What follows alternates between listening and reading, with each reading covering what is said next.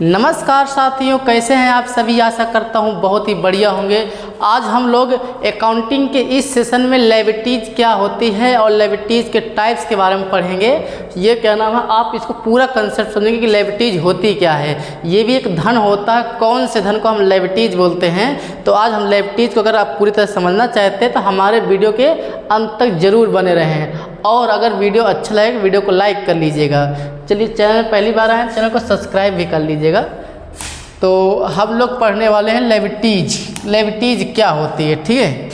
Liabilities क्या होती है, एक प्रकार से आप ऐसा समझ सकते हैं कि जब हम किसी से उधार में या तो सामान लेते हैं, या तो सर्विस लेते हैं, या तो पैसा उधार में लेते हैं, जिसको अभी चुकाना बाकी है, देना बाकी है, वही हमारी लायबिलिटीज़ है। मान लीजिए आप एक दुकानदार के पास गए और उससे 5,000 का उधार में सामान खरीद लिया, तो जो 5,000 रुपये आपने अभी दिया नहीं है, ये आपके लिए क्या कहलाएगी, यही लायबिलिटीज़ कहलाएगी। मतलब आपकी उधारी ही आपकी लायबिलिटीज़ कहलाएगी। मतलब आप समझ रहे हैं, आसान भाषा में बता रहे हैं कि जो आपने उधार में सामान लिया है, उधार में सेवा ली है। सेवा मतलब ये हो सकता है कि जैसे मान लीजिए आप नाई के यहाँ गए, बाल कटवाएं, अभी पैसा नहीं दिए, सर्विस ले लिए लेकिन पैसा नहीं दिए। आपने क्या किया, सामान खरीद लिया उधार में, या किसी बैंक से आपने लोन ले लिया जिसको अभी चुकाए नहीं है, देना बाकी है, अभी दिए नहीं है, देना बाकी है। तो जब तक आप उस पैसे को नहीं देते तब तक वो पैसा आपके लिए क्या कहलाएगा, लायबिलिटीज़ कहलाएगा। लायबिलिटी मतलब समझ रहे ना, लायबिलिटी मतलब होता है आपका दायित्व, जो मतलब आपको चुकाना ही है। मतलब कानूनी रूप से आप उस चुकाने के लिए क्या नाम है, आप उसमें मतलब कानूनी रूप से आपको चुकाना ही पड़ेगा। मतलब ऐसा नहीं कि आप भूल जाएं, मतलब कानूनी रूप से आपको चुकाना ही पड़ेगा आपको, ठीक है। तो कौन सा पैसा की बात किए हैं, जो पैसा हम उधार में किसी से लेते हैं, या उधार में सामान लेते हैं, या उधार में हम क्या करते हैं, पैसा ले लेते हैं, तो उसको हम क्या बोलते हैं, उसको हम लायबिलिटीज़ बोलते हैं। तो आपको समझ में आ गया होगा कि किस कंसेप्ट की हम बात कर रहे हैं, ठीक है। कि जो हम उधार में सामान लेते हैं, पैसा लेते हैं, या सेवा लेते हैं जिसको हम पैसा भी नहीं दिए हैं, वो हमारे लिए पैसा क्या कहलाएगा, लायबिलिटी कहलाएगा, ठीक है। जैसे बैंक से आपने लोन ले लिया, तो बैंक से आपने पैसा जो लिया है लोन, 5 लाख का आप मान लो लोन लिए, तो 5 लाख रुपए बाद में बैंक को देना भी तो पड़ेगा, तो क्या कहलाएगा, आपका लायबिलिटी कहलाएगा, ठीक है। चलिए हम समझते हैं कि लायबिलिटी के टाइप्स क्या होते हैं। तो लायबिलिटी के टाइप्स हमने 2 टाइप्स की बात रखा है। तो कौन कौन से लायबिलिटी के टाइप्स हैं, करंट लायबिलिटीज जिसको हम शॉर्ट टर्म लायबिलिटीज भी बोल सकते हैं, एक है हमारी नॉन करंट लायबिलिटीज जिसको हम लॉन्ग टर्म लायबिलिटीज बोलते हैं। तो अब इन्हीं को समझते हैं। सबसे पहले ऐसा धन, ऐसा पैसा, ऐसी जो उसको हमको 1 साल के अंदर चुकाना होता है, मतलब हम थोड़े समय के लिए इसको लेते हैं, वो हमारे लिए क्या कहलाएगा, शॉर्ट टर्म, जिसको मतलब 1 साल के अंदर, 1 फाइनेंशियल ईयर के अंदर चुकाना होता है, ठीक है। अंदर चुकाना है किसको, करंट लायबिलिटीज को 1 साल के अंदर चुकाना होता है। उसको हम लॉन्ग टर्म के लिए नहीं लिए, मतलब शॉर्ट टर्म के लिए लिए हैं। उसी मतलब 3 महीने, 10 महीने, 5 महीने के अंदर हमको क्या कर देना, चुका देना है। ऐसी लायबिलिटीज को हम लोग शॉर्ट टर्म लायबिलिटीज या करंट लायबिलिटीज के नाम से जानते हैं, ठीक है। तो कौन कौन से हैं और उनके एग्जाम्पल समझते हैं। तो आउटस्टैंडिंग एक्सपेंस, ऐसे एक्सपेंसेस, अभी हम एक्सपेंसेस के बारे में पढ़ेंगे, लेकिन यहाँ पास आउटस्टैंडिंग थोड़ा सा बता देते हैं कि जब हम किसी से सेवा लेते हैं, या मतलब जैसे मान लीजिए हम एडवर्टाइजमेंट करवा दिए लेकिन अभी उसका हमने पैसा दिया नहीं। मान लो हमने उधार में सामान ले लिया, अभी उसका पैसा दिया नहीं है, हम उसको बोलते हैं आउटस्टैंडिंग एक्सपेंस। मतलब हमने खर्चा तो कर लिया लेकिन पेमेंट नहीं किया, मतलब हमको सेवा या गुड्स तो मिल गया, लेकिन हमने क्या किया, अभी पैसा नहीं दिया, उसको हम बोलते हैं आउटस्टैंडिंग एक्सपेंस। मतलब लायबिलिटीज तो हुआ, आउटस्टैंडिंग एक्सपेंस क्या आपका, लायबिलिटीज है। क्रेडिटर्स मतलब ऐसे लोगों का पैसा जिससे हम उधार में सामान खरीदे हो, उधार में कुछ चीज़ लिया हो, उसको हम क्या बोलते हैं, क्रेडिटर्स बोलते हैं। जिस व्यक्ति से हमने लिया है उधार में, जिसको हमको पैसा देना बाकी है, उस व्यक्ति को हम क्या बोलेंगे, क्रेडिटर से बोलेंगे। तो इसको भी हम लायबिलिटीज की कैटेगरी में रखे, उसको लॉन्ग टर्म नहीं, शॉर्ट टर्म लायबिलिटीज में, ठीक है। शॉर्ट टर्म लोन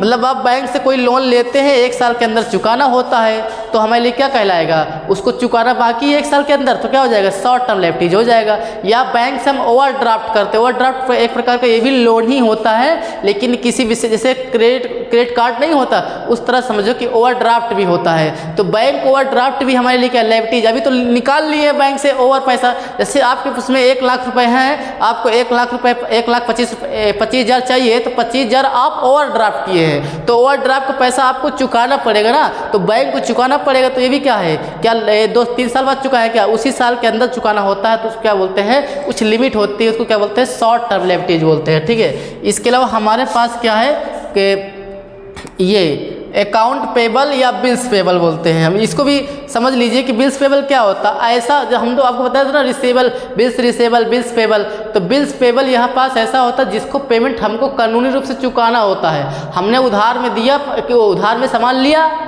जिसके बदले में हमको दुकानदार हमको क्या देगा, एक बिल देगा, है ना, तो कहने का मतलब उस बिल को हमको चुकाना बाकी है, अभी हमने चुकाया नहीं, चुकाना बाकी है। वो जब तक चुका नहीं देते तब तक हमारे लिए क्या कहलाएगी, वो लिएबिलिटीज कहलाएगी। कौन सी लिएबिलिटीज, शॉर्ट टर्म लिएबिलिटीज कहलाएगी। ये प्रोविजंस क्या होते हैं, प्रोविजंस मतलब आपका समझिए कि ऐसी लिएबिलिटीज को बोलते हैं जो हमको अभी क्लियर नहीं है कि कितना होगा। जैसे टैक्सेस, इनकम टैक्स, जैसे मान लो आपको सालाना आएगा लेकिन अभी कितना आएगा, अभी मान लो नोटिस उसकी नहीं आई या कितना धन उसका हमको अभी पता नहीं है कि कितना आएगा, तो उसको हम बोलते हैं प्रोविज़न, जो अभी मतलब आने वाले, मतलब इसको हम टैक्सेशन बोल सकते हैं। ठीक है, जो मतलब आपको अभी मतलब पता नहीं है कि कितना धन आएगा, लेकिन देना तो पड़ेगा ना, जैसे टैक्स जब आएगा तो देना तो पड़ेगा ही। तो ये हमारे लिए क्या है, शॉर्ट टर्म लिएबिलिटी, जिसको 1 साल के अंदर तो चुकाते हैं, चाहे तुम्हारा जीएसटी हो चाहे इनकम टैक्स हो, उसको 1 साल के अंदर ही चुकाते हैं। तो क्या नाम है, तो ये क्या प्रोविज़न मतलब टैक्सेशन जो होंगे, मतलब जो अभी पता नहीं है कि कितने होंगे, कितना मतलब अमाउंट आएगा, उसको हम प्रोविज़न से बोलते हैं। तो ये भी क्या कहलाएगा, आपका शॉर्ट टर्म लिएबिलिटीज कहलाएगा। इसके बाद रिजर्व मतलब आपको ये होते हैं, जब हम क्या करते हैं, जो आपका मालिक होता है जब सामान बेचता खरीदता है तो कुछ प्रॉफिट होता है, एक प्रकार का प्रॉफिट है यहाँ पास। ये जो प्रॉफिट है उसी को हम रिजर्व के नाम से बोल रहे हैं कि मतलब ये आपके बिजनेस में रखा हुआ पैसा किसका, मालिक का है। अब मालिक और बिजनेस दोनों को हम अलग रखते हैं ताकि मतलब हिसाब का मेंटेन हो जाए। ये अभी हम जब कैपिटल पढ़ाएंगे तब आपको बताएंगे कि क्या होता है मालिक और क्या होता है बिजनेस। तो जो पैसा रखा हुआ प्रॉफिट के रूप में, रिजर्व के रूप में, वो भी किसके लिए, बिजनेस के लिए, मालिक के लिए नहीं, बिजनेस के लिए क्या है, मतलब लिएबिलिटीज ही है जिसको मालिक को देना बाकी है। भले वो मालिक के पास जाएगा, लेकिन कहने का मतलब है तो बिजनेस के लिए क्या, लिएबिलिटी ही है ना। उसको क्या नाम है, अभी बिजनेस रखे हुए, वो किसका पैसा रखा हुआ है, मालिक का रखा हुआ है। ये हम ज़्यादा डिटेल तभी समझाएंगे क्योंकि अभी कंफ्यूज हो जाएंगे आप। ठीक है, तो इसको भी हम किस में रखेंगे, करंट लिएबिलिटीज में रखेंगे। एडवांस मतलब जिसको हम अनर्ड बोलते हैं, अनर्ड इनकम, ऐसी इनकम जिसको हमने अभी कमाई नहीं लेकिन हमने एडवांस में ले लिया है ना। जैसे हम कहीं पास काम कर रहे हैं, एडवांस हमने सैलरी ले लिया, हम अभी क्या नाम है एडवांस में सामान खरीद लिए, या मतलब एडवांस का मतलब जो ऐसी मतलब हमने पैसा तो ले लिया है, जैसे हमने अभी सामान उसको दिया नहीं, सॉरी हमने उसको सामान दिया नहीं, सेवा दी नहीं, लेकिन पैसा पहले ले लेते हैं एडवांस में, वो पैसा भी हमारे लिए क्या है, लायबिलिटीज ही है। जैसे मान लीजिए हम क्या नाम है हमारे यहाँ एक फैक्ट्री मतलब कि सामान बेचने की शॉप है, तो हम शॉप से क्या नाम है किसी ने हमको ऑर्डर किया कि हमको 10,000 का सामान चाहिए, उसने हमको पेमेंट भी कर दिया, लेकिन हमने अभी उसको सामान डिलीवर नहीं किया है, तो हमारे लिए क्या कहलाएगा, वो एडवांस अनर्ड इनकम कहलाएगा। मतलब एडवांस में हमने ले लिया है ना, तो वो अभी हम साल समाप्त नहीं हुआ लेकिन हमने उसको पेमेंट नहीं किया है, तो हमारे लिए क्या कहलाएगा, लायबिलिटीज कहलाएगा, क्योंकि हमको उसको सॉरी पेमेंट नहीं, सामान उसको डिलीवर नहीं किया या सर्विस हमने नहीं दी उसकी, है ना। मतलब पैसा तो ले लिए लेकिन सेवा या गुड्स हमने उसको नहीं दिया है, वो क्या कहलाएगा, एडवांस इनकम कहलाएगा या अनर्ड इनकम कहलाएगा। ठीक है, तो ये भी क्या है आपका, ये भी करंट लायबिलिटीज है। तो आपको इतनी चीज़ समझ में आया होगा कि ऐसा धन जिसको हमको 1 साल के अंदर चुकाना होता है, ऐसी लायबिलिटी जिसको 1 साल के अंदर चुकाना होता है, उसको हम बोलते हैं शॉर्ट टर्म लायबिलिटीज। ये आपके एग्जाम्पल रहे हैं। अब आप जाते हैं लॉन्ग टर्म लायबिलिटीज, मतलब नॉन करंट लायबिलिटीज। इस लायबिलिटीज की बात करें तो इस लायबिलिटीज में ऐसी लायबिलिटीज को रखा गया जो मतलब कि लंबे समय तक चुकाते रहते हैं, मतलब इसको चुकाना तो रहेगा लेकिन ये क्या नाम है, लिमिट नहीं होती कि 1 साल के अंदर ही चुकाना है, मतलब इसको 2-3 साल तक ही चुकाते रहते हैं। जैसे मान लीजिए आप बैंक से 5 लाख का लोन ले लेते हैं, तो क्या नाम है उसको आपने मान लो 5 साल के लिए मतलब बनवा दिया, तो 5 साल तक इसको जमा करते रहेंगे आप EMI, तो क्या कहलाएगा आपको, ये लॉन्ग टर्म कहलाएगा, है ना। जैसे मान लो, अच्छा इसमें जैसे इलेक्ट्रिसिटी बिल भी क्या आ जाएगा, long term lefties, short term lefties में क्या आ जाएगा, इलेक्ट्रिसिटी बिल भी आ जाएगा, पानी का बिल आ जाएगा, और आपका जो खर्चे होते हैं करंट टाइम में है ना, जिनको चुकाना होता है, जैसे पेपर आप आता रहता है उसको आपको महीने में चुकाना होता है, अभी चुकाया नहीं मतलब चुकाना है, तो ये क्या छोटे छोटे जो खर्चे हैं जिनको अभी आप चुकाए नहीं हो, वो सब खर्चे क्या कहलाएंगे आपके, सब करंट लायबिलिटीज कहलाएंगे। लेकिन लॉन्ग टर्म में मतलब लंबे समय तक चुकाते रहते हैं, ठीक है। जैसे मान लो यहाँ क्या लिखा है, डिवेंचर। डिवेंचर मतलब आपको होता है कि जब हम पब्लिक से पैसा, जैसे हमारी कोई कंपनी है, हम पब्लिक से पैसा लेकर के अपनी कंपनी को मतलब कि उठाते हैं, तो जो पब्लिक से लिया पैसा गया जिसको हमको देना बाकी है उसको हम क्या बोलते हैं, डिवेंचर। तो अभी एक बार ले लिया गया उसको देर तक चुकाते रहेंगे, उसको क्या बोलेंगे, डिवेंचर बोलेंगे। इसके बाद क्या दिया है, बॉन्ड पेबल।